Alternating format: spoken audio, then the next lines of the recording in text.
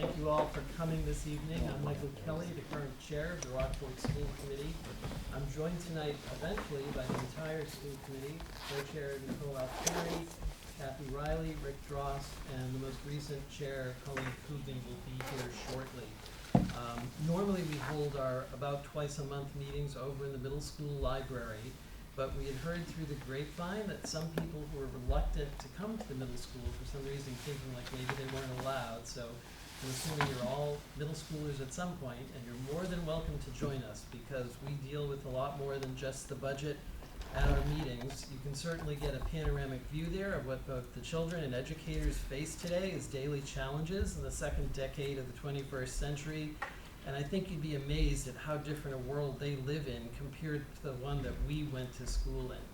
The beauty of Rockport has a timeless quality to it, but the world a K-12 student today will enter upon graduation surrounds us and evolves for good and bad at a furious pace. You would be impressed by the teachers you employ and the students they impact. If you attend one of those meetings, you would also find that the chair buys way too much Halloween candy and is prevented from eating through it by his spouse. So I'm going to hand this out. This is the last bag of Halloween candy. No one wants to break the ice. I'm going to pick you. Right? When this bag comes back, we're going to go through the presentation again. Can we start right here? No, please. It's in the bag. So No, I'm good. tonight is the school committee meeting because we have a quorum here. It's been publicly posted, but it's unusual because it has only one topic, the school budget, which will be joined this year by a Prop 2.5 override request. Normally and annually, we build the budget in a series of 3 to 5 public sessions as required by Mass state law before submission to the public for discussion and approval at the Springtown meeting. The goal of this meeting is to show you how we arrived at this decision. School budget is complex, more complex than any other budget in town because its sole focus by state law is the intellectual, social, and emotional development of children in a safe environment over the course of more than a decade. The budget has to accommodate being governed by evolving and often unpredictable federal and state mandates, some funded, some underfunded, some reimbursed real time, some a year later, the need to negotiate periodically with bargaining units and unions, the challenges of managing a physical plant, and the challenge of operating in loco parentis, in the place of a parent. So what happens when you have all that complexity and expense intersecting with the town's competing needs, competing agendas, and limited funding, and all of this simplified by social media? Often you have oversimplification and opinion replacing expertise and planning. You have people trying to compare the budget to what they've experienced in their home or in their business, but the metaphor doesn't hold. Children aren't widgets, don't develop at the same rate, or have the same needs. That's why we're here tonight. We're going to give you an overview of the process, the terminology, and the inputs and outputs that you'll need to understand the budget, show you the planning for next year and beyond, show you how this year's budget was built, what it contains, and why are we asking for an override. In a few minutes when we start, we'll be introducing Rob Lebo, Superintendent of Schools, who's joined us tonight. He brings 30 years of experience in budget building to this presentation. I was lucky enough to be chair of the school committee back when we went looking for a new superintendent. Chief among the qualities we were looking for back then was someone who had extensive experience in managing school budgets and in explaining them. We were lucky enough to find an individual who at the time we interviewed with him was managing 10 separate school budgets, 10 separate school committees, 10 separate set of parents simultaneously, and doing a wonderful job of that. And so one of the first things he did when he got here was come up with an Excel spreadsheet that allowed us to see as a oversight committee how he built the budget from the ground up. So there's at least 30 years of school budget experience coming to the table as that part of the discussion. Over on this side of the aisle, this is my 8th year reviewing school budgets. It's, I think, the 6th year for Colleen. The rest of the committee has several years doing this. So I would ask you, as we go through this budget and as we start to see the responses on social media, to consider the sources, because what you're seeing is a lot of focused effort to do the best we can for the children of Rockport and in a way that's completely transparent. So let's take a look at the agenda. So we can advance the slide there. And yeah, you can just flip down, that's fine. So because the budget is complex, we really need to define our terms before we start discussing it. So you're going to see a section on annual school budget components, the budget creation, the operating budget, and the capital budget. Those are the two pieces of the budget. Obviously, one is about money that's expended annually, and another portion of it is for purchases whose value does not get exhausted in the course of the year. You'll also see that in addition to annual school budget planning, we also have in place long-range planning that's represented by the case study, and we'll give you a quick overview of that. Then we'll dive into the actual 2021 budget. We'll show you how the budget gets built from the ground up. We'll review the budget sheet that I've referenced in terms of how we look at the budget that's being submitted by the superintendent. You'll see a comparison with recent years to show how we're doing, and you'll get an overview of the school reserve fund status. We'll then move into an override, and again, we'll define our terms. What is an override? Why do we need it? How much is the proposed override? What the override would fund? And then finally, at the end, we'll have some open discussion.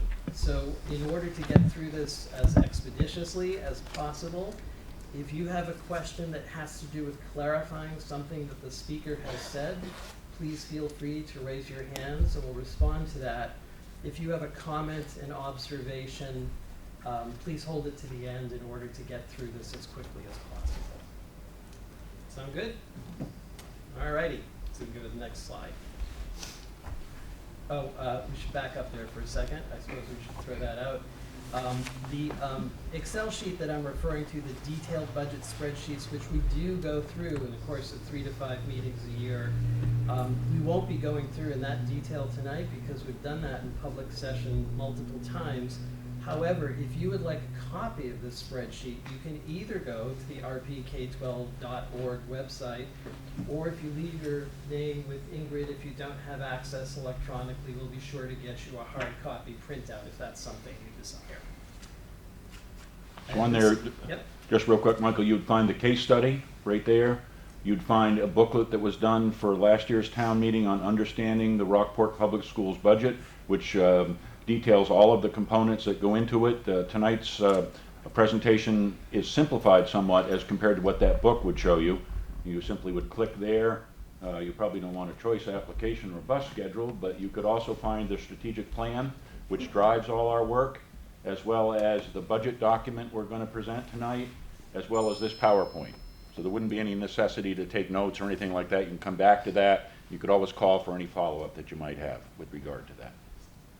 Sounds good. So school budget creation, I just wanted to run over the basics if you've never gone through this.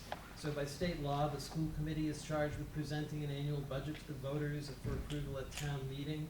We work collaboratively with the other branches of government, but we do not report to them. So it's something where the state has done this very deliberately to keep our focus tight.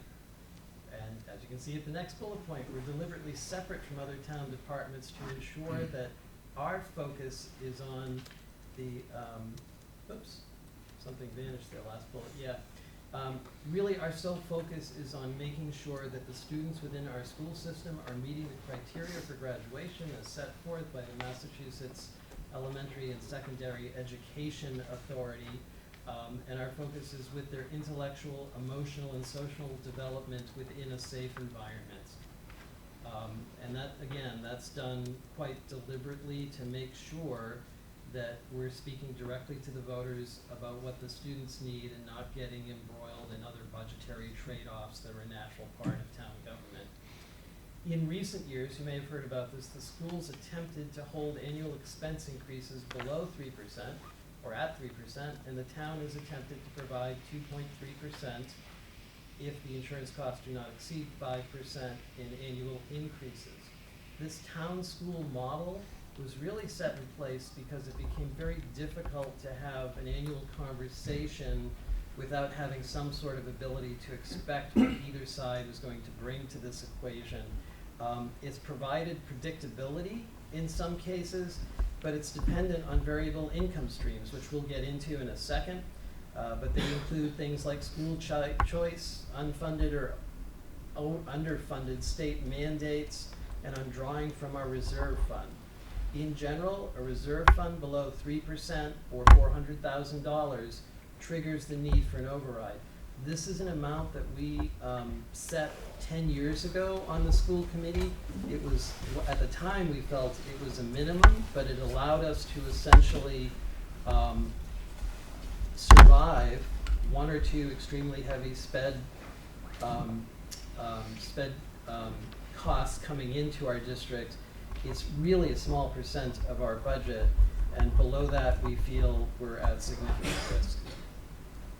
Move to the next slide. So this is where I would pick up. There were several components to the operating budget. Then there's a capital budget and several other things that influence the budget. But the operating budget is what you think about at town meeting. It's the largest number that we talk about. And the first component are town contributions, and that makes up about 75% of the cost of the Rockport Public Schools. It should be noted that 10% of that amount is defrayed by something called Chapter 70 funds that come from the state, but those don't go directly to the school budget, they go to the town. So they help the town support the school budget, but you don't find Chapter 70 funds in our budget exercise. So only 75% of the budget is funded by the town. So there's a gap there. And what you have to do is to fill that gap, and it's filled through a school reserve that has to be drawn down each year to bridge the gap between this total school budget, which is $14.8 million, and the town's 75% contribution, which is about $12.6 million. The reserve target, again, as Michael talked about, is $400,000, or roughly 3% of the annual operating budget. And it's the size of the reserve that drives the call for a Proposition 2.5 override.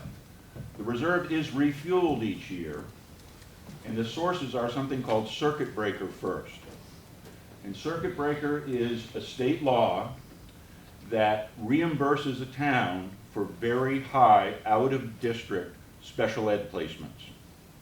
And without going into a whole lot of detail, what it does is it funds the amount over something called foundation, which is 4 times the average cost of educating a student. And that's about $45,000 and $793, something like that.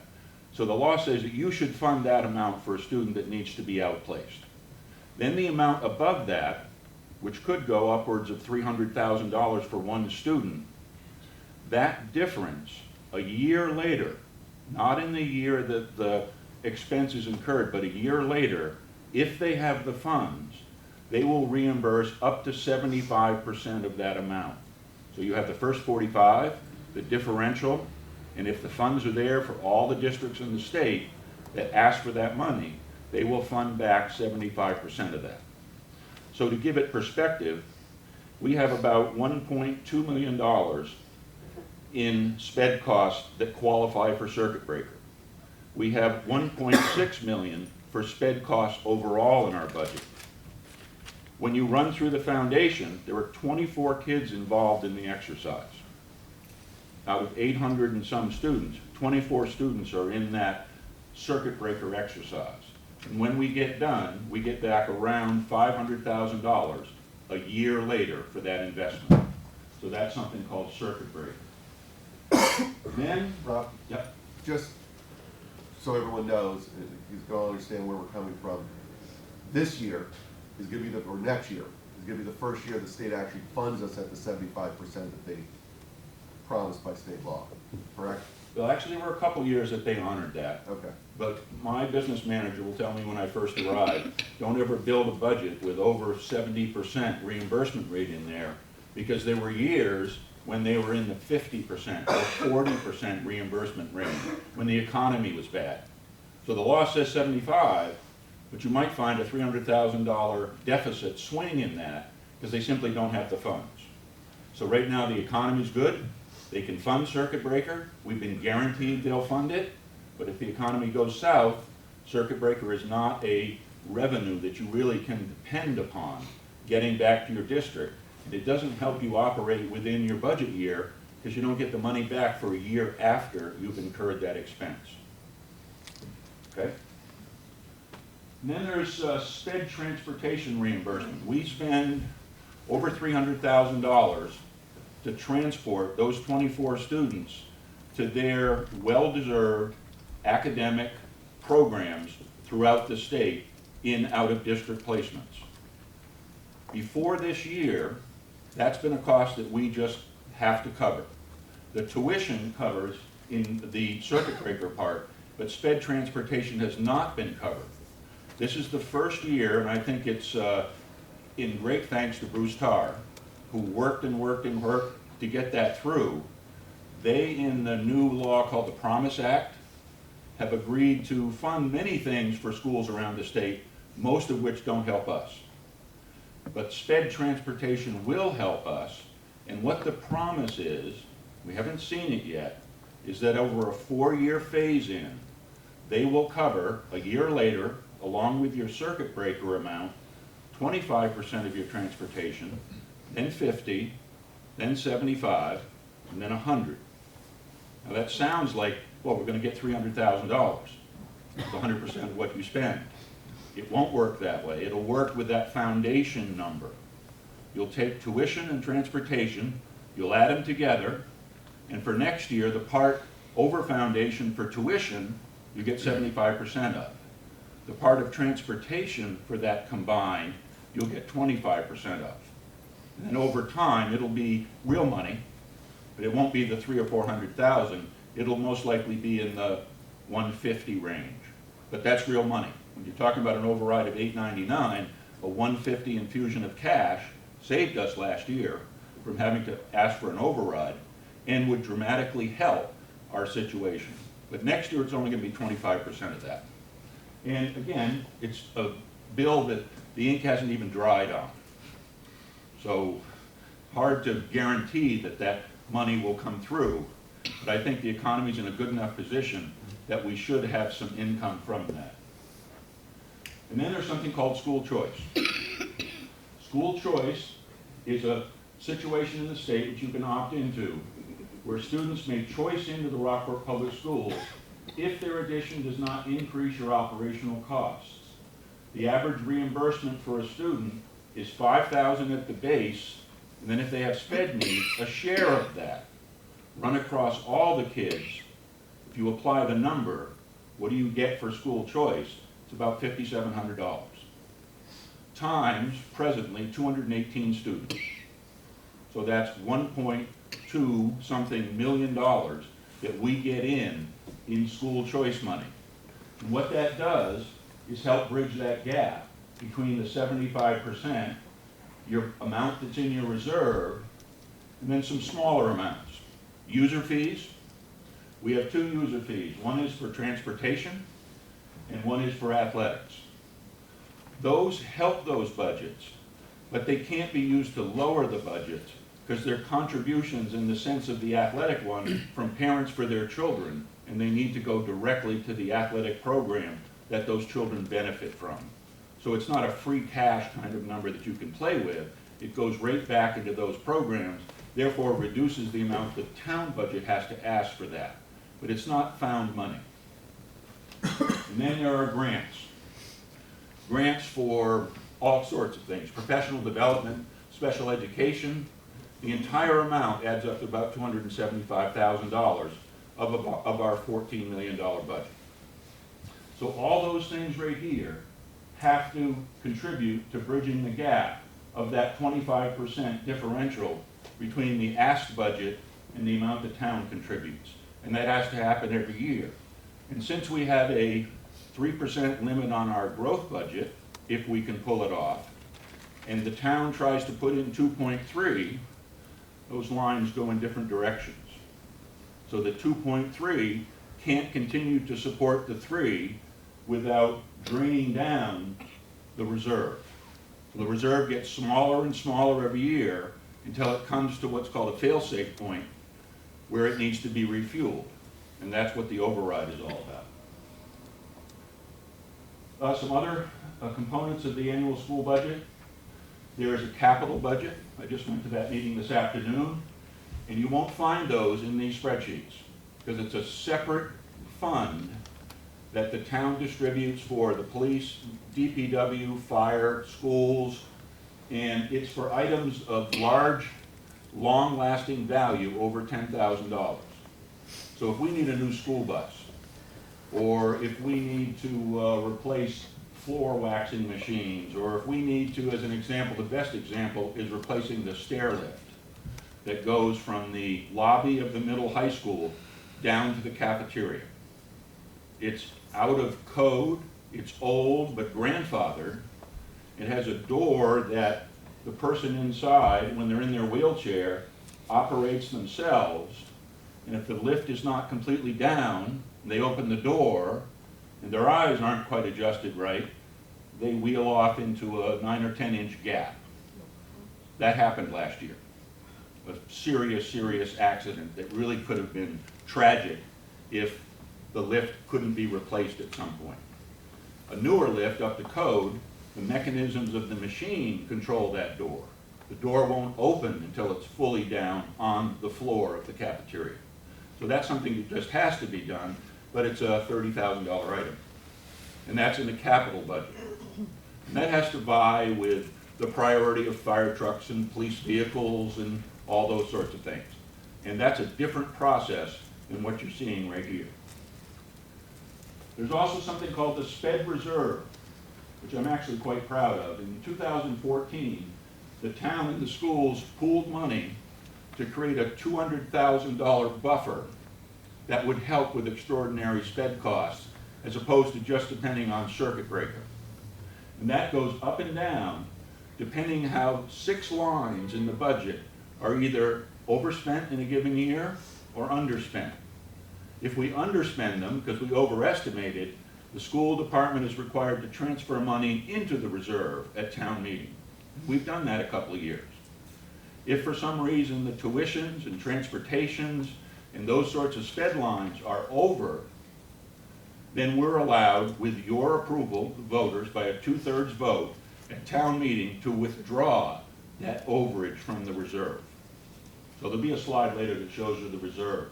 That's really helped us. It isn't big enough. We really should have around $750,000 in it. And it's not money we can play with, because it has to be established by ins and outs and documented expenses or deficits. Then there's lots of donations and volunteers in this community. We have additional contribution from supporters including the PTO, the Friends of Rockport Athletics, the Rockport Educational Foundation, Rotary. Lots of private donors have done tremendous work for the kids in our community. And then there's the Chapter 70 aid we talked about earlier. That's about $1.5 million. That comes to the town, is placed in the town budget. And then there's something called Medicaid reimbursement. If I receive Medicaid services within the walls of the school, or even in my out-of-district program, the Medicaid program will reimburse for some of those educational costs, not medically related costs. It's somewhere between $60,000 to $100,000 a year. That does not go in the school budget, it goes into the town budget. So it's an amount that would help the town be able to create the 75%, but you'll never see it in our spreadsheets. Long-range planning. You've heard about the case study that's just kicked off, and I did want to make a promise delivered. For Toby, who I promised I would deliver the case study that was done for the Berkshires. They didn't call it the case study because the case has a different name here.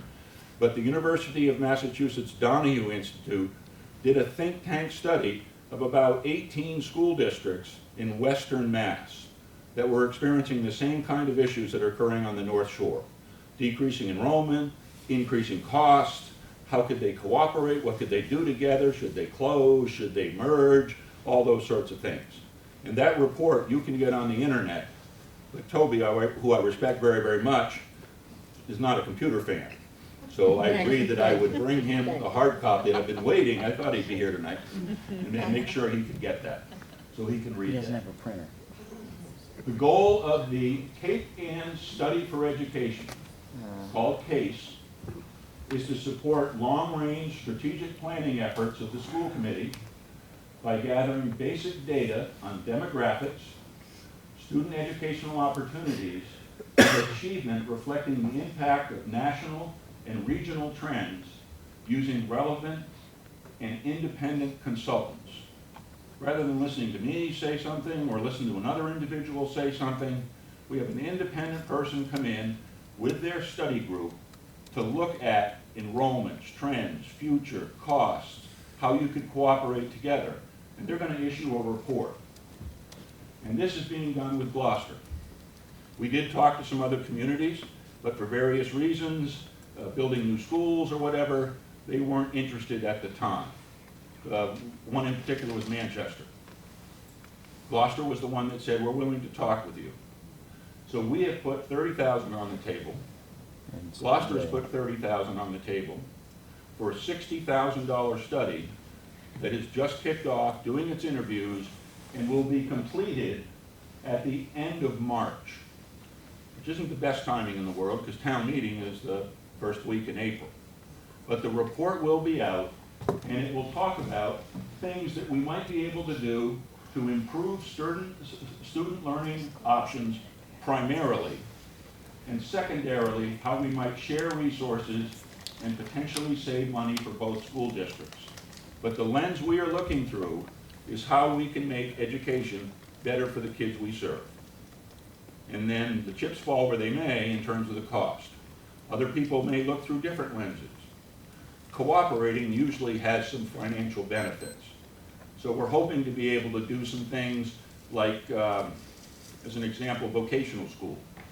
If you apply for the vocational school at the Essex Tech, there might be 20 or 25 students apply to go there because they're interested in hands-on vocational education. 8th graders to be 9th graders. Last year they took 7. So the rest of that group has no way to be able to get that kind of learning that is their learning style. Gloucester's a big enough school system that they have vocational programs within their school system. We're not huge distances apart. It may be possible to put some students on our minibuses or our regular buses during the day and bring kids over who would need to have vocational programming. There might be students from Gloucester that are really, really interested in our orchestra program. And maybe they're headed the opposite direction, maybe on those same buses that come back and bring the students back to participate in orchestra. Now, there may not be savings in that, but that is more educationally sound than not having a vocational opportunity for kids or not having an arts opportunity for kids. So because we're close together, there's some rich and fertile educational territory and hopefully financial territory where we might be able to cooperate. The initial case report, again, is not due until late March. It will provide options for consideration by both school committees that will ultimately be shared with town and city residents and government. It will not provide immediate cost savings that would impact the budget or the override request. There'll be ideas. They won't be able to kick in immediately. There might be a few, but the greater picture has to be discussed as a town in terms of what we want for the education of our students. And again, you can find it on the website, and I showed you where that was located before. Building the school budget every year, from the ground up. Again, I built, not because I'm any czar or any kind of expert, I was dealt a school system in Maine that had a regional high school, had 4 towns on Mount Desert Island, all with their own systems, had a couple towns just off of Mount Desert Island, and had 4 offshore islands. Each with their own school committee, their own budget, their own town meeting, their own vote. So you'd go to a high school meeting with a $13 million high school budget, Or you might get in a ferry boat, go out and spend the night on Frenchboro, 30 residents. This would be a big town meeting for Frenchboro. If the moderator was fighting with a group of people, they would elect the superintendent to be the moderator of the town meeting that included their school budget, that had 7 kids in the school, 2 teachers. And sometimes somebody would say, what is the cost per student in this school?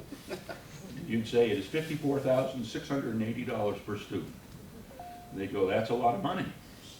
And you'd say, and the options are, you know, it's blowing like it was over the weekend, blowing 60 miles an hour, and they can't get off, and those kids' education matter.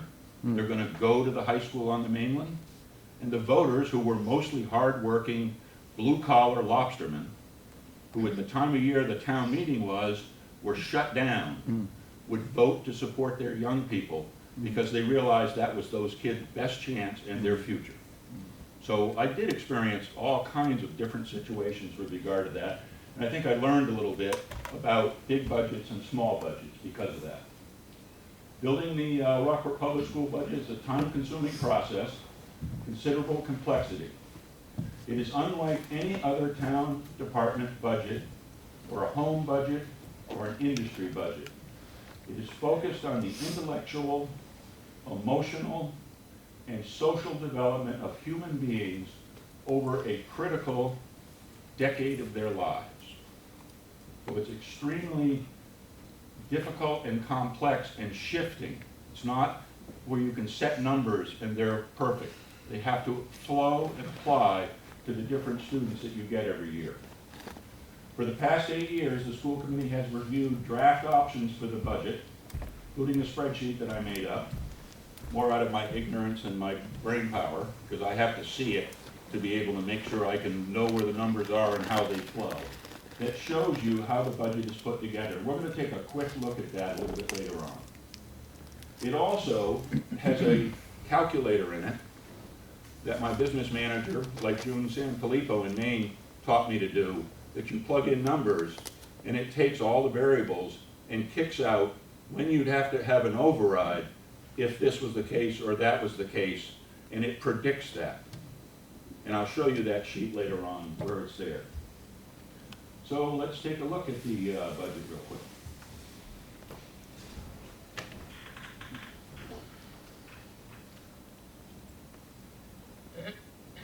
So this is what you'll see on the website, and you can go through it. Again, we're not going to go through all the detail.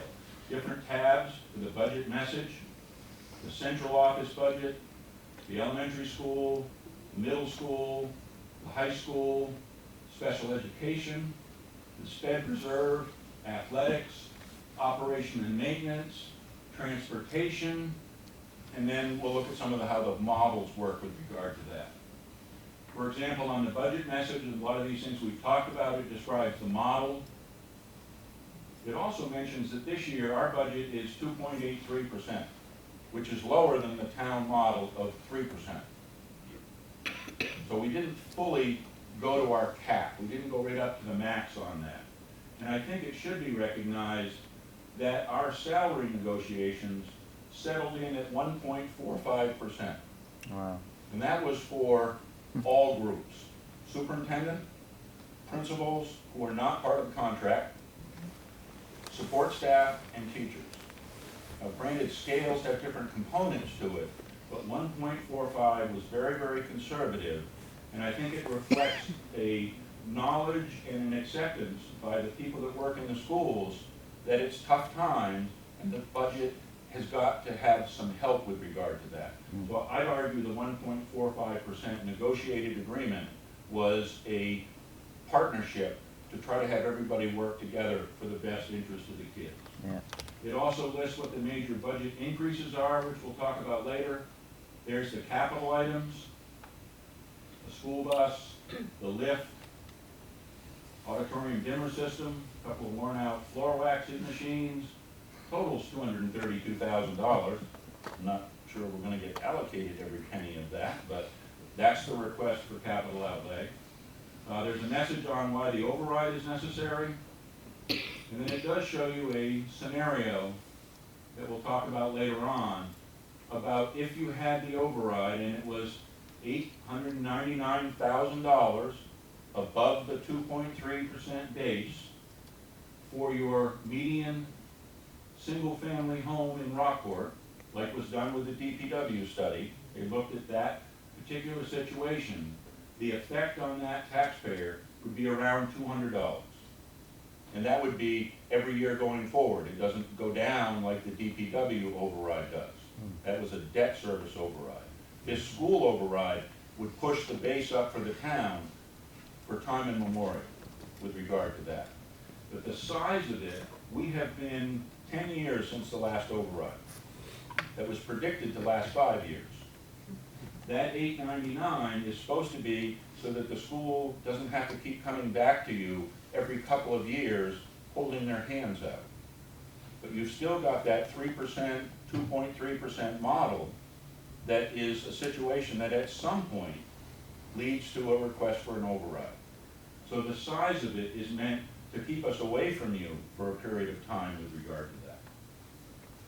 So the way each sheet looks, it takes you right down through all the detail, from the superintendent to our business manager to crossing guards, for the labor, for the expenses, and for the total in that department for this particular budget year and for the proposed budget. What the difference is, if it's in blue, it's an increase. If it's in red, it's a decrease. And then there's an explanation here that tries to explain why that's up or down or an unusual number of some kind.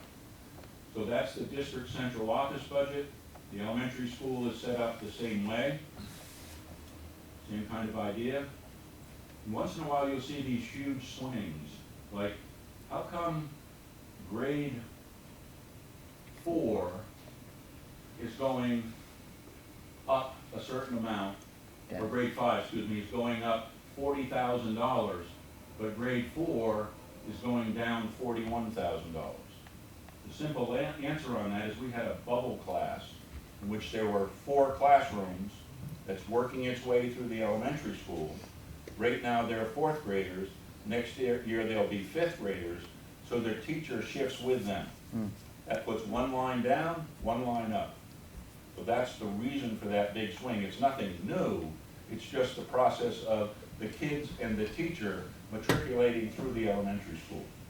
At some point, after they're 5th graders, we won't have a bubble class anymore, and that'll be an opportunity for savings, in which you'll have 3 teachers per class.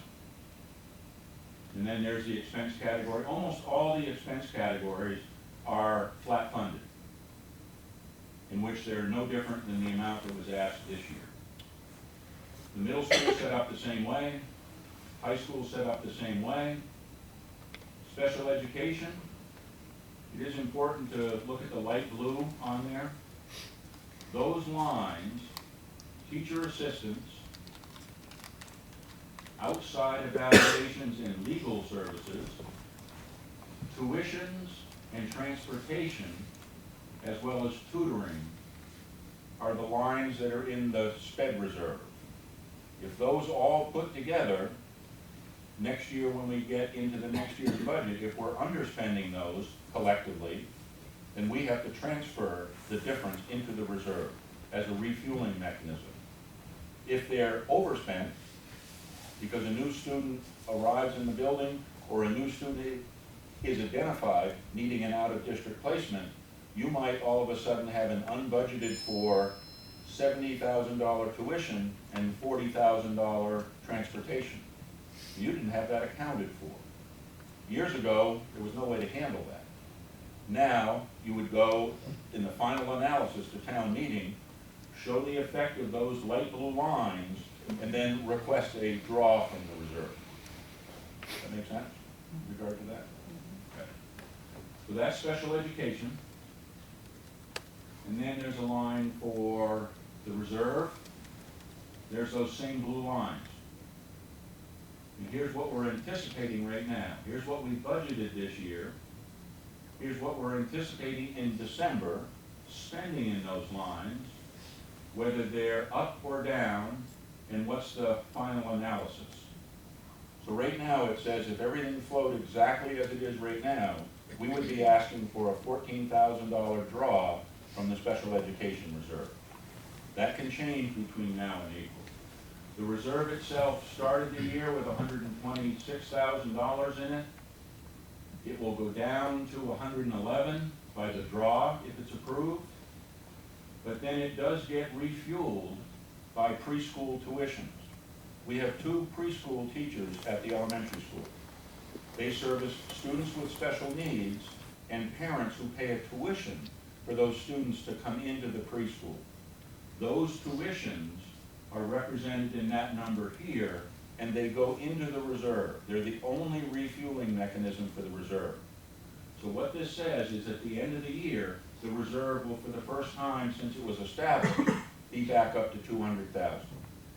There is a possibility being discussed at the Finance Committee meeting and the Selectmen's meetings a little bit later on of taking some free cash money, I believe, and transferring $100,000 into various stabilization funds, including the SPED reserve. That would put that up to $300,000. But again, 1 or 2 placements in transportation could easily take all that $300,000. It really should be closer to $750,000 and then be shut off until it needs to be dealt with again. Athletics, same kind of tab. Operation and maintenance, 2 big changes here. One is on electricity and one is on fuel oil. We have been shaving the margin on our fuel oil. We burn 60,000 gallons a year. I don't know about you, but I use Todd oil. I think I paid $2.89 the other day. The town gets a differential down lower than that, but we're figuring it at $2.50 a gallon. There's going to be a point when oil is going to explode and our line won't cover it. So we're increasing that line at, by a substantial amount to try to just cover what is bound to happen at some point with regard to operation and maintenance. And then transportation. The biggest thing we had here in transportation is 3 weeks ago, we, for very good reasons, had resignations on our desk from 3 of our long-term bus drivers. One had her hip replaced and wasn't able to work anymore. Another, having her 2nd child, was told by the doctor, you can't ride up and down Curtis Street anymore, and bounce all over that in Stockholm, and anyone who's done that lately knows that that's a early termination of your pregnancy or whatever, unfortunately. So she very smartly followed her doctor's advice, said I have to be done December 1st. And then the other driver was an individual who happens to be related to the one with the hip surgery that decided it was time to go off and do things for herself and to go to camp in Maine. So we were 0 for 3 in terms of our bus drivers just 3 weeks ago. And the only way we advertised, we talked to transportation companies who maybe would take our call or not return it, and advertised and got 1 application for a bus driver after we had changed our pay structure to try to be as close to our neighboring community of Gloucester as we possibly could, hopefully getting someone who would rather drive to Rockport. And we now have 3 drivers. But the consequence of that is the total exercise for next year will be $20,000 we didn't expect to spend. We went from $18.64 an hour, which is not a huge wage, to be responsible for kids and driving a vehicle, up to $22.50 an hour. And they get paid for a 5-hour day. So it isn't somewhere where you go and make all kinds of money. But in order to get any drivers, we couldn't even contract. We had to basically bite the bullet and say we've got to do a $20,000 adjustment in our budget to be able to take care of that. This page here, I won't go into the detail of it, but it's the sums of all the budget areas, what our reserves are, how much is going to be left in reserve at the end of a given year, and what happens if you either get an override or you don't get an override. And these are the cells that you can plug into. If you put 0 here, override doesn't happen. And that number down here says the reserve won't have $1 million, it'll have 105,000 in it. And the fail-safe point is 400. One medium cost outside sped placement that couldn't be handled by the reserve is going to put you in a situation where you don't have enough money to operate. So that's the reason why we have to get to a override situation. And here's the amount that it costs you. That calculates, you can if you download this spreadsheet at home, you can plug in your own home value. Plug in 300,000, plug in 1.9 million, whatever you need to, and it will say, here's your increase in taxes because of that override number, above what they presently are. And I just put in a gentleman that lives on Marmion Way on the low rent end, and that's about the median priced home in Rockport, and it would be $200,000 more in his taxes next year as the superintendent of schools. So that's how that particular sheet works. It's fairly complex, but once you've looked at it a few times, I think it makes sense. It shows our budget, the 14 million, and then it shows you the amount the town would put forth without the override, and then how you fund the difference. Transportation fees, school choice, that's what we talked about earlier, how you fill that gap between the 75% and the 100% of your operating budget. And then, this is the one that's really the teller, is it takes you to the future and says, if the school holds itself to 3% going forward, and the town is able to put on the table 2.3% increase in the base, how long can you survive before you gotta ask for another override? And at the bottom, it takes you through year 1 is next year, this is year 2, there's year 3, that's the size of the reserve, there's year 4, starts to go down, there's year 5, and it says in year 6, your reserve won't have any money left in it. So you have to come back again and ask for another override. That all assumes the 2.3, it assumes health insurance isn't over 5%, it assumes the school budget is not over 3%. So there are a lot of variables that can change that, but it's a model that we've used every year to be able to predict when we have to deal with an override situation. The other 2 tabs that are on here, I think are fairly interesting. It takes you all the way back to the fiscal year 97, the 96-97 school year. What was the town appropriation for base increase that year? And then takes you down to the year when there was an override in 01, in which you went from $6 million to $7.5 million base, had an increase of 13.84, and that was an override right there. And then it takes you through different amounts. You notice the next year was 5.4, then it was a year when the base didn't go up any. It was 0.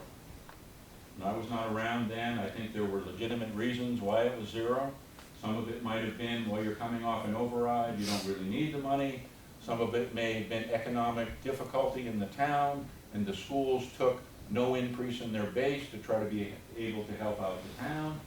But notice the ups and downs. You went 5, 0, 0.25, 4.84, 4.54, 2.29, minus 1.21, 2.3, 1.09, and here's that last override that was 10 years ago, and it was $563,000. It was a 7.74% increase, and the year after, base increase of 0, then 2.58.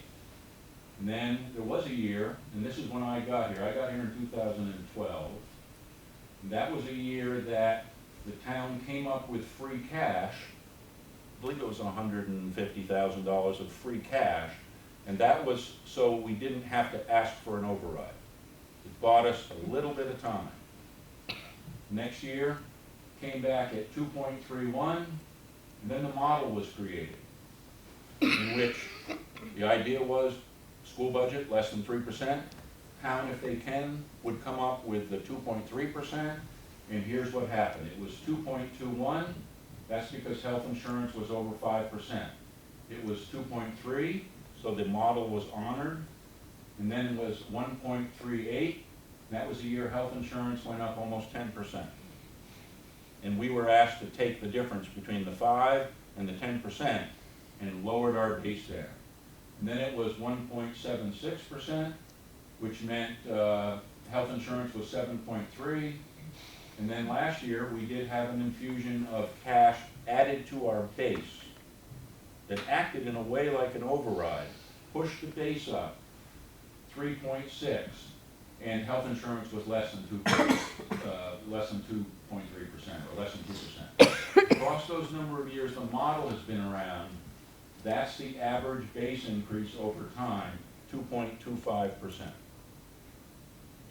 June Sanfilippo did do something where she said, what if it had been at least 2.3% every single year, at least 2.3%? Where would we be now? We'd be 1.5 million ahead in our reserve. We wouldn't have had to draw that out if it had always been at least 2.3%. Now that's a little bit of a pipe dream, but I think it's an exercise that was worth doing.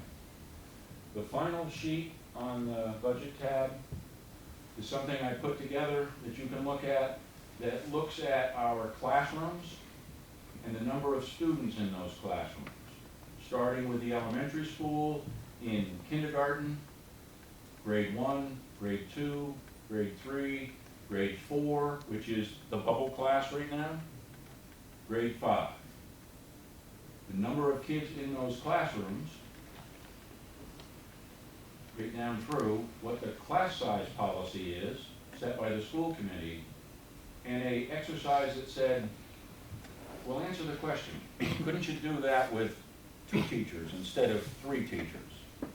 And when you do the exercise, instead of classes of 15, 16, and 16, if you did 2 teachers, it would require a class size of 23.5 for kindergarten, and the class size policy is 18 to 20 for kids just starting off their education.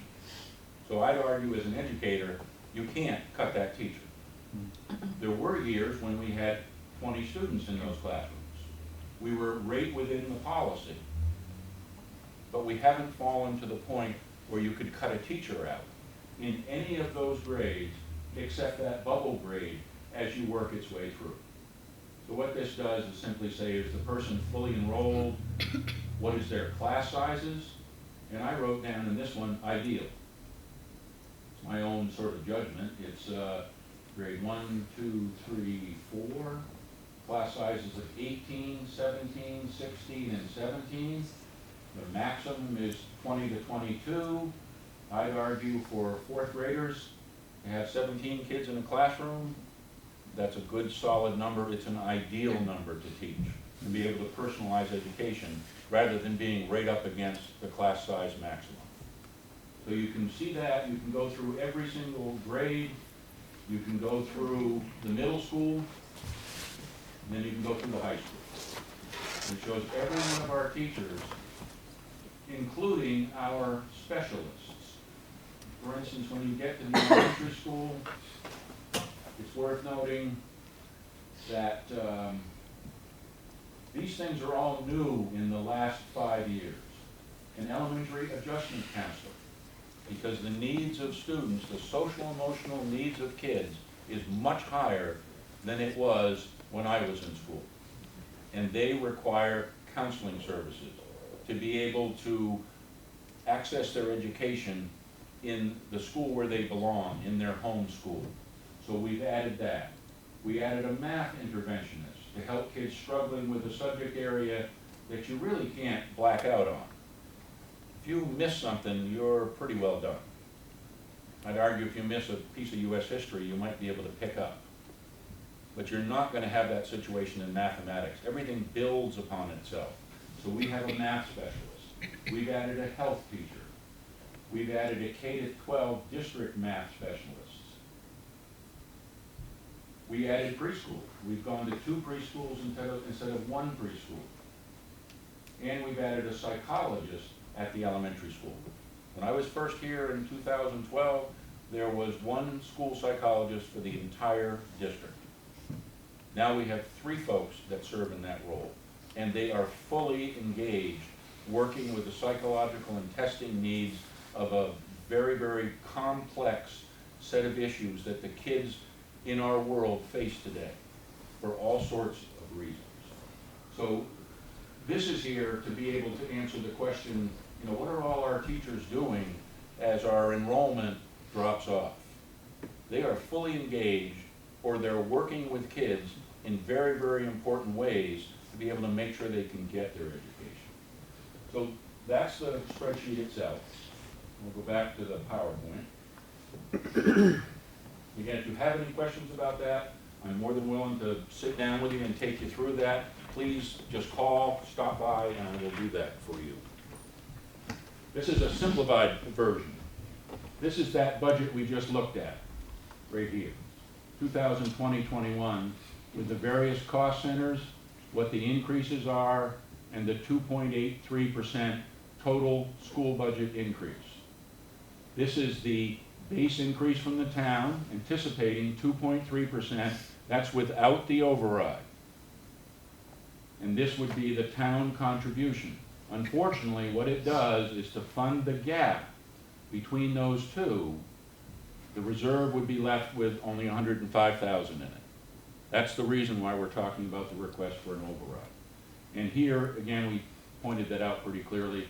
There's the history of the town base increase for legitimate reasons. Health insurance was high. Health insurance was high. An infusion of cash. Hopefully getting at least the base number for next year, because we don't know what the health insurance number is yet for next year.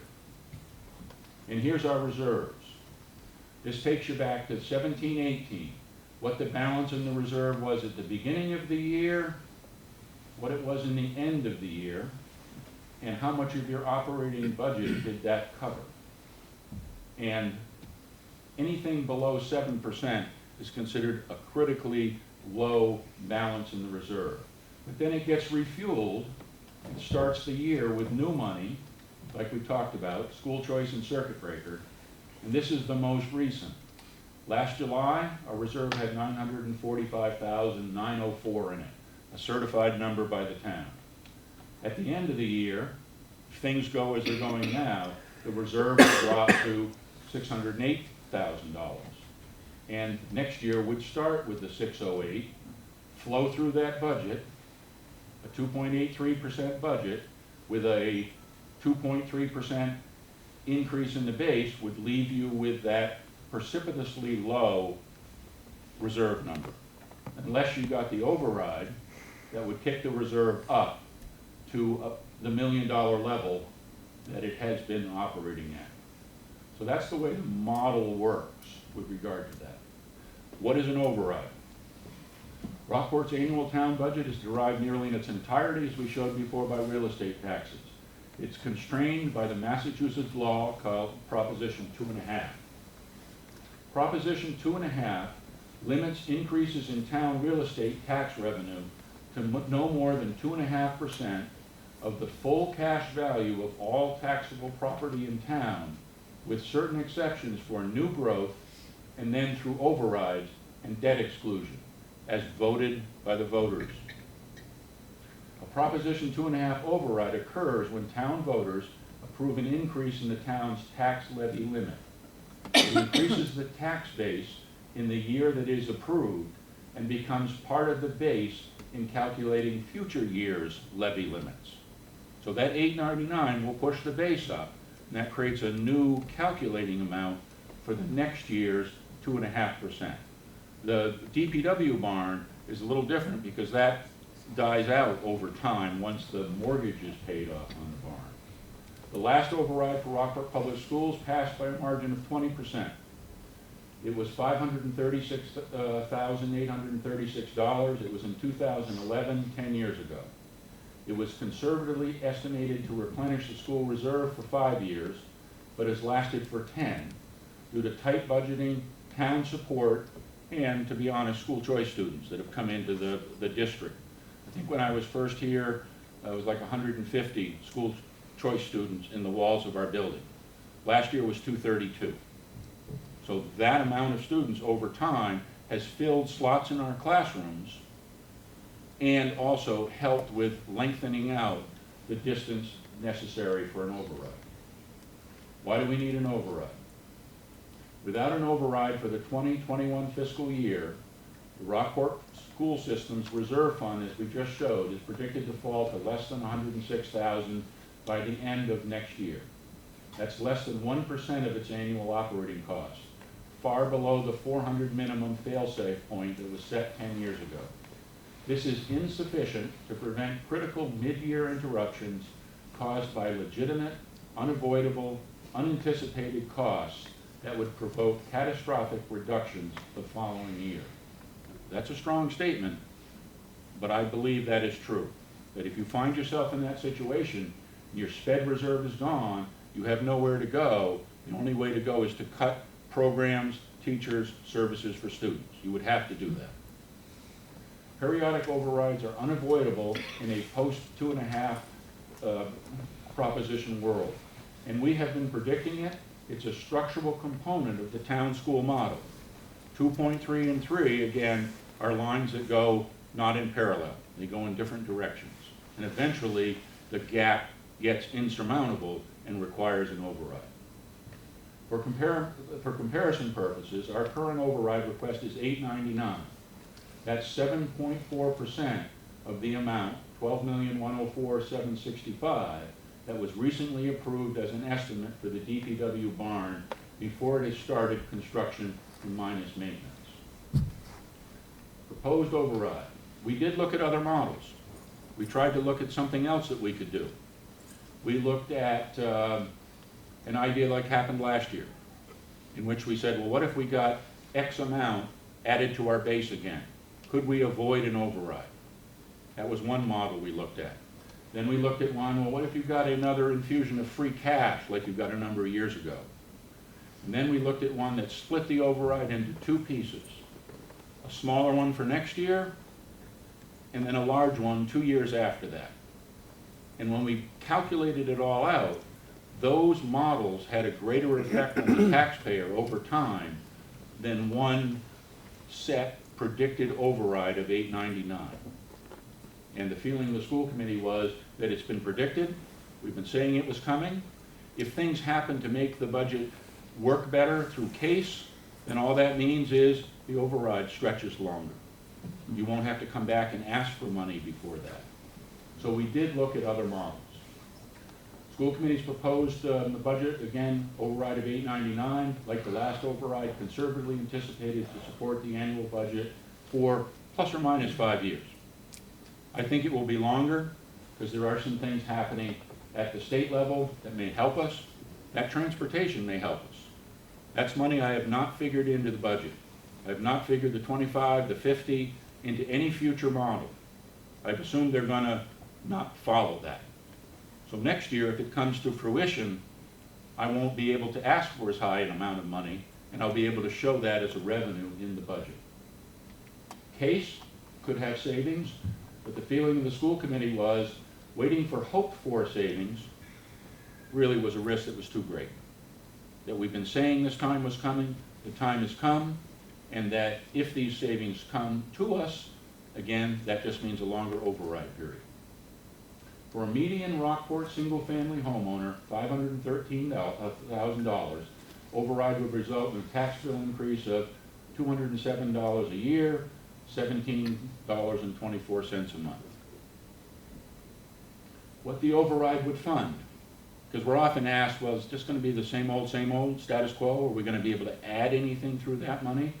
Depending on how things flow, the passage of the override would allow the continued level of an excellent education in a small school system with steady incremental improvement towards our overarching strategic plan goals, including expanded STEM offerings, science, technology, math. Engineering. Those are things that are the cutting edge of the jobs for the future. Increase electives at Rockport Middle School and High School. When you look at that sheet, you don't see a lot of choices for kids to take outside of the core part of their education. Kids deserve to be able to take some choices. In big schools, there are many choices. You go through a course of studies and you choose this, you choose that. We are pretty much a core operated school system.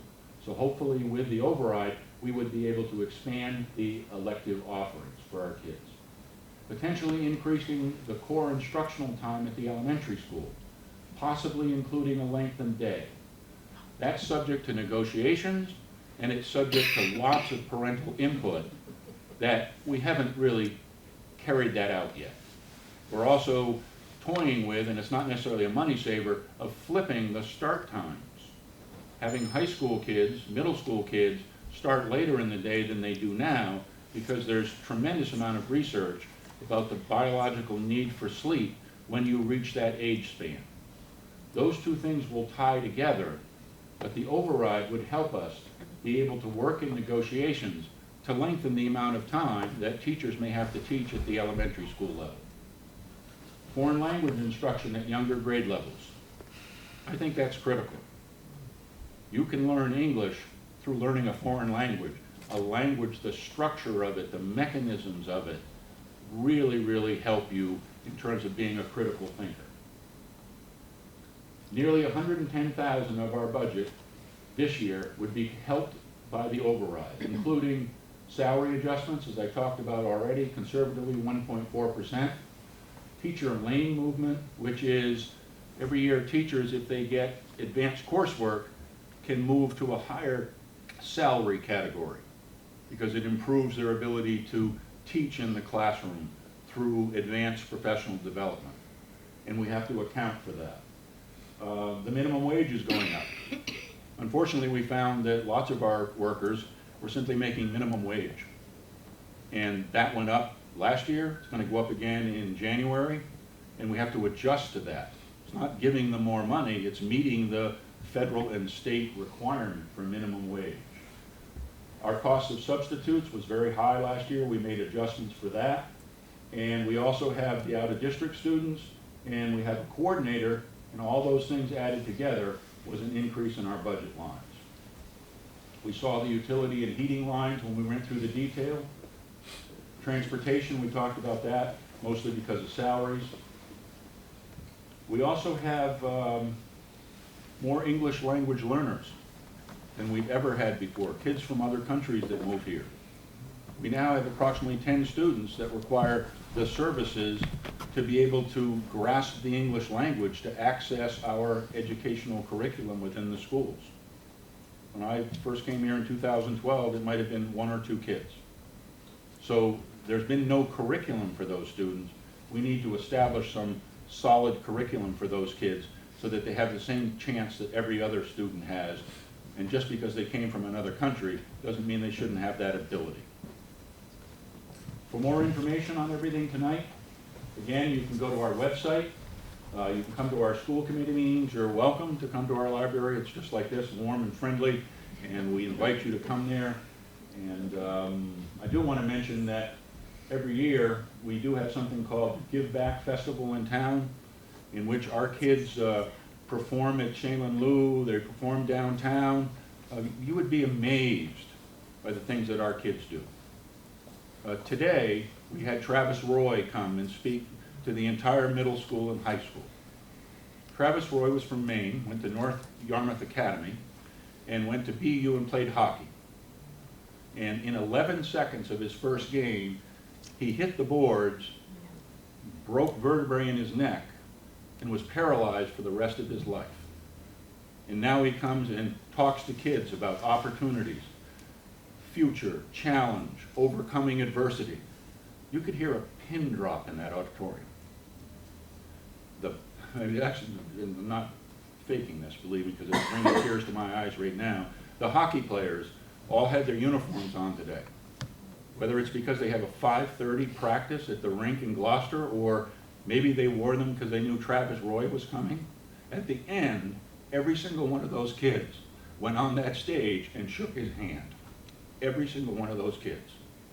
And that says something about the quality of one of our most precious resources, which are our children, which in my mind is why I came here, and what this whole budget is about, is supporting the kids that can't support themselves, have no vote, have no say, and deserve the opportunities, whatever they may be, to get the best education that's possible. I think that's our charge, to pass that on. So with that, I'll open it up to questions on any of the detail, any of the questions for tonight from school committee or from myself. Be Rob, glad to try to handle them. Just wanted to add, I know we've thrown a tremendous amount of information at you, if this is your first time attending one of these meetings. It's also nowhere, hopefully, what you've also picked up on is, although Rob floated across the tabs in that spreadsheet, every year for 4 or 5 sessions, we go through every single tab and every single line item and question Rob's assumptions, question our own assumptions. And what you really come to is, it's human nature to try and take complex information and then just simplify it into a polar yes or no, good or bad. If we just cut teachers, there'd be no need for an override. If we just push the other, if we push the school choice kids out, if we push the SPED kids out, there'd be no need for an override.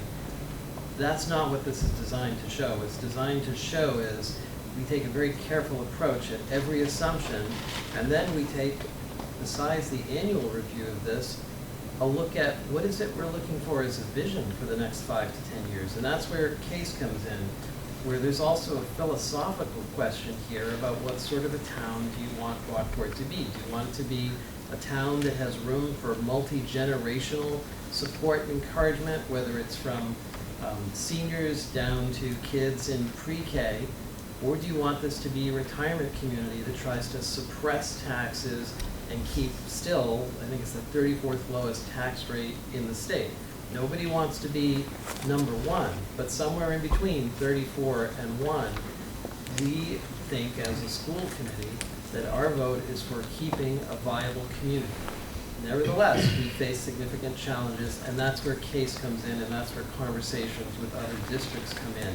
So we're not sitting there rubber stamping every year, yes, ask for more money, yes, get more teachers, yes, add services. We take this very seriously, and hopefully this has given you that impression, because it is a long slog through these sheets, and we're very lucky to have Rob here leading this effort. So thank you, Rob. I'd like to give you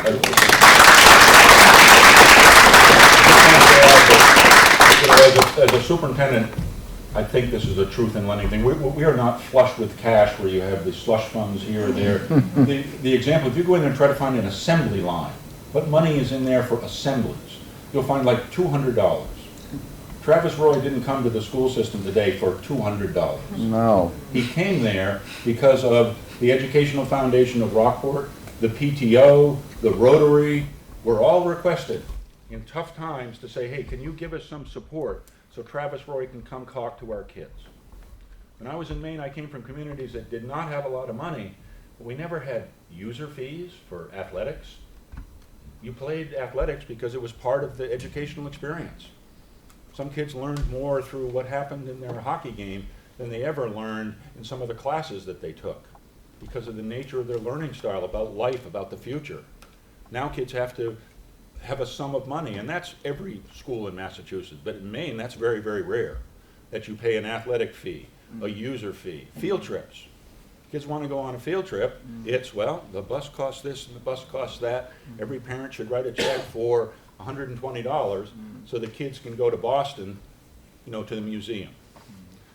Those are things that in many places, those are in the school budget because they're part of the education of a child.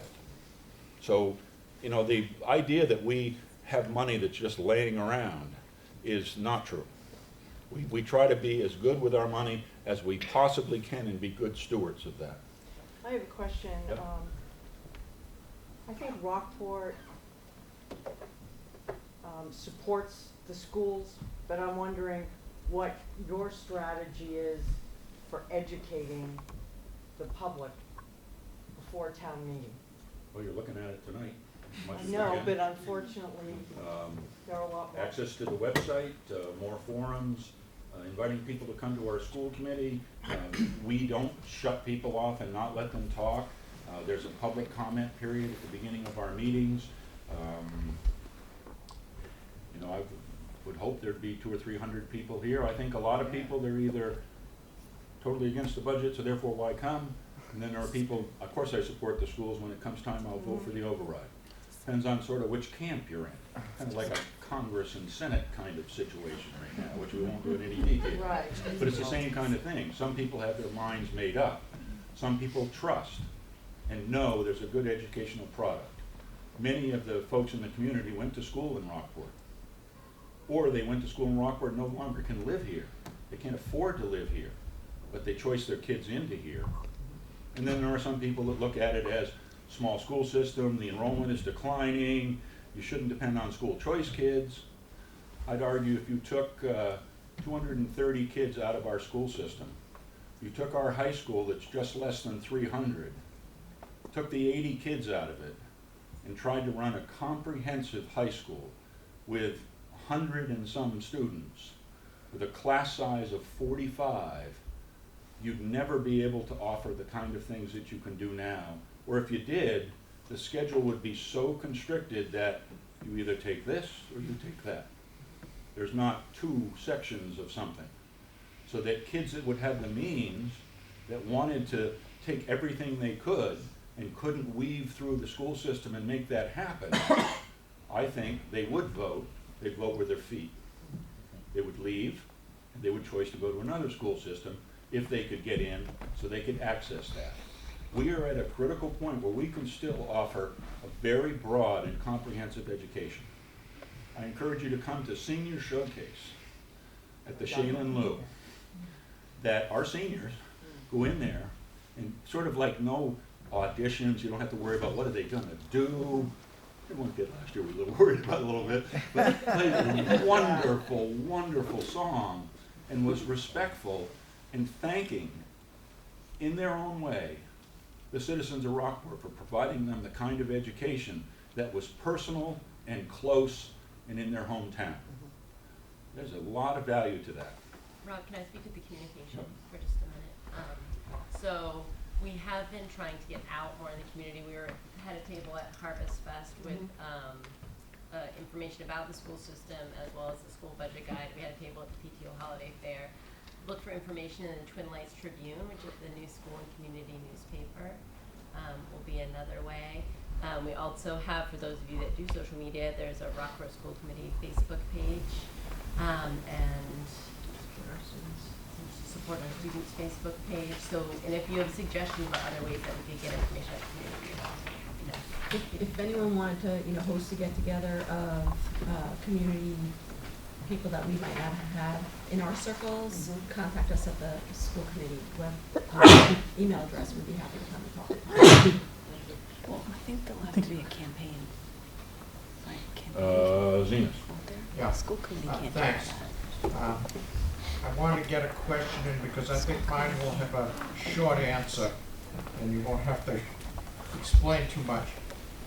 You mentioned on school choice that the school district can limit the number of that depending on whether or not it increases operational costs. The way the law is set up is that you can either choose to be in the program or not in the program. And if you're in the program, then you can designate what grades you want to have be in the program. We say we're open to all applications, and we do that in January and February. And then we look to say, where is there space for those people that have applied? And it's a little bit of a gamble. You get to the middle school and the high school, you can pretty well, because of enrollment, take all comers. And you can't say no to anybody. If a student's special ed, you can't say, well, I'm not sure you're going to be able to come by school choice. You have to be blind to that. When you get to the elementary school, we made a miscalculation. The bubble class was a result of your superintendent calculating wrong and being on the upper edge of that, being overzealous, creating a situation where we had to add, for a group of first or second graders, we had to add a fourth teacher. And then we filled it out with choice applications. Now that class is moving through. But you would normally limit by what slots do you have, what seats do you have available. Some places will say there are 10 ninth grade seats. We simply say apply, and then we work through a process by which we try to fit in all the kids we can, because the financial model benefits from that, and our kids benefit from that. Our kids are enriched by the students that come here, mostly from Gloucester.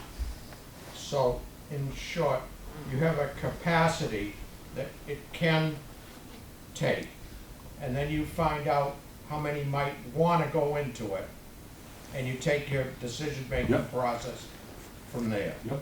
correct? Now, the reason why I asked that was because when you talk about reserve funds, I noticed the example that you continually bring up, and you've done this at other meetings that I've been to, that you've spoken. You said one special ed student can take 70,000 whatever. If they're out of district, if they're in district, they're handled by our own staff, and there's some extra cost for the staff that they have. That's the result of that $700 you see on that 5,000. That's the cost that we would bill Gloucester for. They would reimburse us for the cost of that kid's program. If a kid comes to us from Gloucester and they have to go out, we're still required to service their needs, not on our dime. That then adds into our school choice amount at the end. If you're really, really good on this, which I know you are, Zenas, you'll go to the website of DESE and you'll look at my number that says school choice in my budget, and you'll see a number that's like $350,000 higher what the state gave us. That differential are a number of kids that came from Gloucester through school choice who are now outplaced, that we get the entirety, not 75% like circuit breaker, all the tuition and all the transportation back on those kids. You would think you would just say, well, let Gloucester handle it. They have a right to stay in your system as choice because they may only be in the out-of-district placement for a couple of years. And when they're back in a situation where they can re-enter our school system, they hold the choice slot. So they're able to come back to us. And students have done that over time. That's always our goal, to get kids back into the regular school system, if at all possible, with their peers. Thanks for the compliment. I don't understand one. That's what- Rob, Pass but- through money. But I do want to say that, like, what I'm gathering is with school choice, the town has got some control over it. Yeah, I mean, you Whereas could, with special ed, you could have 500 people from everywhere in the state come into Rockport with special education requirements, and you'd have to accommodate them. That's what I'm trying to get at. Is there some kind if of, they were within your limits and you were an open choice receiving school system, when they apply, you don't know whether they have special needs or not. You're not allowed to know that. They make an application. And then their needs are established and verified, their program is determined. If it's within the schools, we get that amount of money back from, in that $5,700. If it's a situation where they can't be educated in our schools, then we get the entire amount, tuition and transportation back. And one thing you don't get are the administrative services of the special services director, who has to go to meetings and spend time at those meetings and handle the legalities of those very, very touchy situations on kids that are just trying to get the best education they possibly can.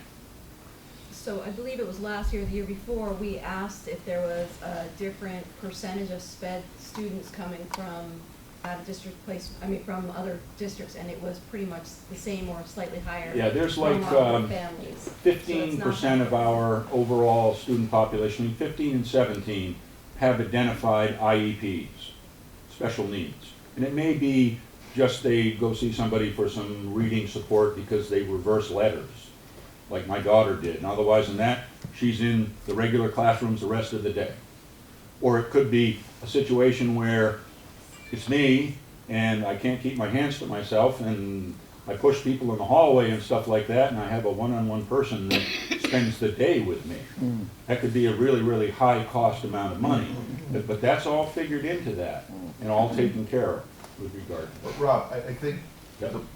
maybe putting it a slightly different way, if a kid from Gloucester comes in and we accept them into the program, and then it's determined that they need to go outplacement for $100,000. Yep. Rockport's not on the hook for that $100,000. Correct. That's getting billed back to the town they came from.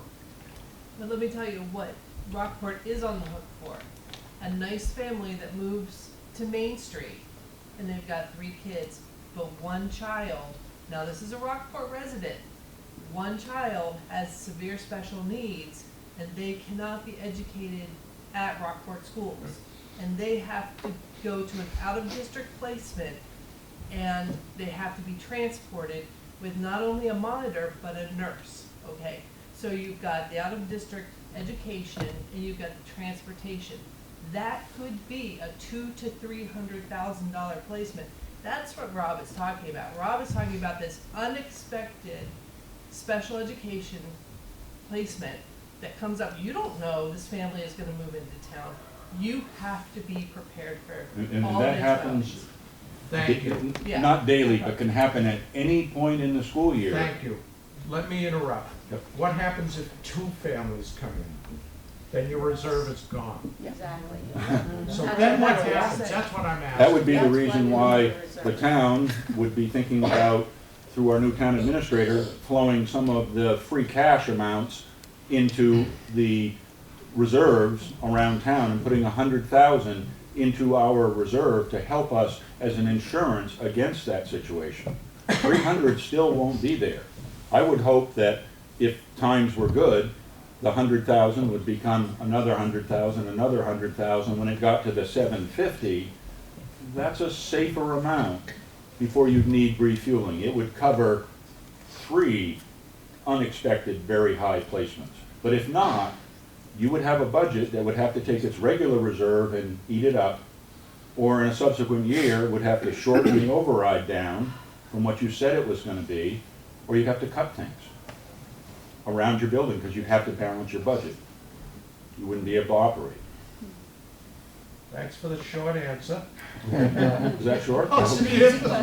Yeah. It's complex. It's very complex. You said it. And as I said, there were 24 students who deserve to get the best possible education they can. And it's not in the walls of our school building, for all kinds of reasons. It could be, medically related reasons. And they're there year-round, residential. They never come back to their home. And that is not a good situation for that student. At some point, when they turn 25 years old, the state then picks that up. But they don't age out at 18 when a regular high school student ages out and graduates. They carry the responsibility of the town all the way up to age 22 is what the number actually is. 22 years old, you're responsible for them. Me? Sarah? Yeah, I just want to jump back quickly to, I know Mary's question about the communication and how to get the word out. Because, just to clear it up, so actually by law, the school committee can't campaign for an override. So what would theoretically happen is a campaign committee would be formed, whether or not they raise a little bit of money to send out flyers and those types of things, because legally the school committee also can't spend money, just like with the DPW barn. Yeah. There was a small campaign finance committee, so hopefully people, maybe a few people here tonight have learned enough and become interested enough to maybe join that kind of effort that I have heard just through the grapevine might be getting going after the new year. But I think that's when the time for that committee to kind of work with getting their information from the superintendent and the school committee, and then to honestly just talk and get the word out, because I'm convinced that like the great majority of Rockporters care about the education and the school. It's honestly just getting this information out to people. And as we know from selectmen's meetings, people don't like to leave their houses for meetings on cold winter nights. They'd much prefer to be watching Jeopardy. But it's important, and I think that if we get a few really motivated people to do the work, then many hands make light work. That was a second, Toby. We have tried to be extremely transparent, especially with our reserve. Yeah. Ever since I came here, because I had to know where it was. There was a time where people said, how much is in the reserve? Well, it's this or that. It was hard to get a handle on that. And the finance committee maybe rightly so. I wasn't there at the time, mistrusted that process because they couldn't get the actual number, or they were told it's anywhere from here or there. We can tell you exactly what our number is and exactly how it funds the budget, and if the variables play out, exactly where it'll end up, given our funding, what we ask for and what you provide us. And then health insurance plays a little turning knob on that, turns it down or up. Toby.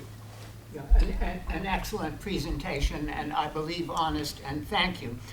It wasn't said in so many words, but it's perfectly clear it's the special ed expenses that throw the whole thing out of whack. Those are 34% of your budget. I was told that figure at a finance committee meeting, and it seems to me 2 years ago you did a resolution, the school committee, that went to the Honorables Tar and Ferranti and the governor on the subject of the special ed expenses as an unfunded mandate. And I believe you owe the voters another such resolution.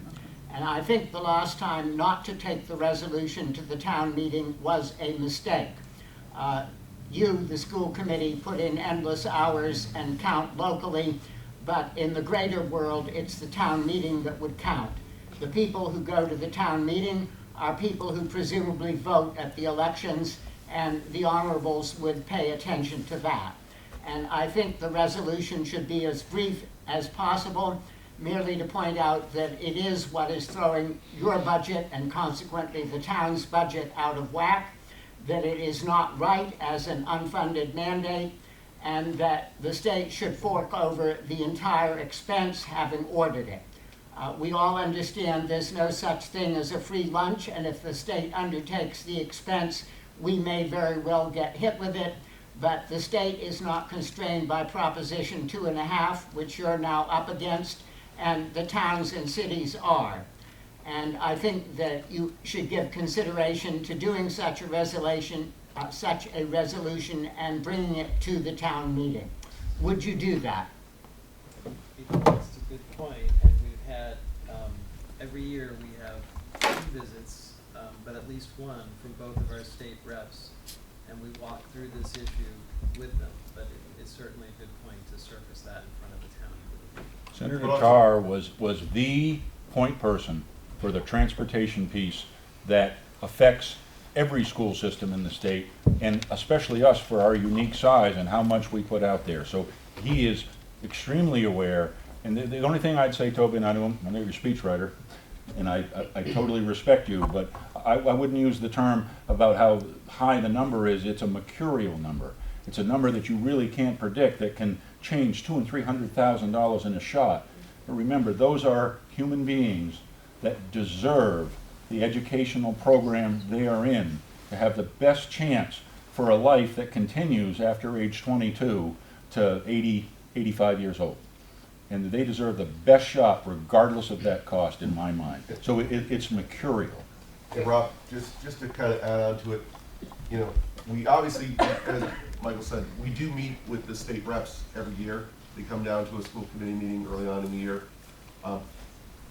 We do talk to them about things that they can do to help us and how we can get more money from them and from the state. This Promise Act, it is called, is that step in that direction. You know, for the first time in a while, it's being funded at the 75% they said they would fund it at. For the first time ever, they're now going to actually add transportation costs to it. So whereas we're not maybe getting everything we want from them, they're making steps towards in the right direction, and it's a process that we're working on. Toby. I would say good, but nowhere near good enough. And we shouldn't be begging for crumbs or asking for another slice. We're entitled to the whole loaf. They ordered it, they should pay for it. They can fund it out of tax money, perhaps out of selling bonds. Mitch could tell you, I don't know, or the lottery, an endless source of funny money. But the towns, just why you're asking for the lottery, can't bear the expenses. It's not to say that they're justified, unjustified. One should leave that out of it and simply ask for the money. We will revel in inviting you to come to the meeting when Senator Tarr and Representative Ferranti comes to the school committee and come into our library and sit down and speak to them. I'd be delighted to speak for you. We'll make sure that you know when that is, Toby. Carl? In defense of the school committee, we actually, if you remember a few years ago when I was on it, we proposed 2 ways to fund special education. One was to come up with a tax for higher educations that have endowments over $1 billion, Harvard, MIT, BC, BU, et al., to help us fund this, and it was a 1 or 2% tax. Brad Hill almost tore my head off. The other one was when we discussed a real estate transfer tax. If, you weren't here, but that was something, and we actually saw that on the news tonight, that a lot of communities are coming up with this type of tax to fund affordable housing. We tried it 10 years ago to fund special education. So the school committee has done this before, and we've met with them. I remember June Michaels and I and Sandy Jakes at the time from the finance committee laid this all out and tried to come up with a way even to raise $250,000 to $300,000 a year to help them make up some special education gaps. So we've done it, and in defense of them, I know they tried. This is the first year, Toby, if you look at the sped budget, that it's actually not up. The percentage has been up in the past. Still, you're right, 30-some% of our budget is for a certain percentage of students, the 15% of the population that attend the school, and then most of that is driven in the high-cost placements of the 24 that are not within the walls of the school. Any other questions? I don't really know a lot about the process, but I'm just curious, have you ever entertained the thought of being able to educate the children in-house and hiring more teachers and designing another wing, or maybe for more of our severe special ed The children? specialty nature of the instructor. We talked about advertising for a bus driver. If you advertise for specialists, and it's only for 1 or 2 students, yes, it might be cheaper than what the out-of-district Can you placement repeat is. the question, Rob? Yeah, People it in the was, back couldn't- have we ever thought about bringing in teachers and putting the programs that go out of district in-house? And that is always the goal, not only try to educate them in-house, but it's probably, to be honest, where the most fertile ground is in working with Gloucester, is if Gloucester has 3 or 4 students of a particular educational need, and we have 2 or 3, putting them together, either housed with us or housed with them, would be cheaper than putting them in a van and taking them to a special program somewhere that charges you all those fees. We would cooperate on that and share the cost of the teacher. Right. So to me, that is one of the most likely places that we'll find real savings in case. You would think, why aren't we doing it now? Right. That's an excellent That's my question. question. And because they're separate territories, they're separate budgets, they're separate school committees, we'd have to have a special agreement as to how that worked. The financing would have to be worked out. I will be shocked if that's not a recommendation from CASE, that we look at cooperating in high-cost SPED programs to prevent the necessity for out-of-district transportation and tuition for students. But for us right now, that would be extremely difficult to do when you only have 1 or 2 students in that situation. Plus, they have no peers around them who are in a similar situation at the same time, and that's not really a good situation either. That's isolating and not always good either. Pros and cons. Our goal is to always educate a student in their hometown, in their home school, if at all possible. But that's a very good question. Yeah, pros and cons to both. Yeah. Any other questions? If not, we thank you very, very much for being here tonight and for your questions. Please follow them up. You know, if there's something that appears a little, oh, he said this, he said that, come in, sit down, look through the website, ask those questions, and we'll try to give you the most honest, transparent answers we possibly can on that.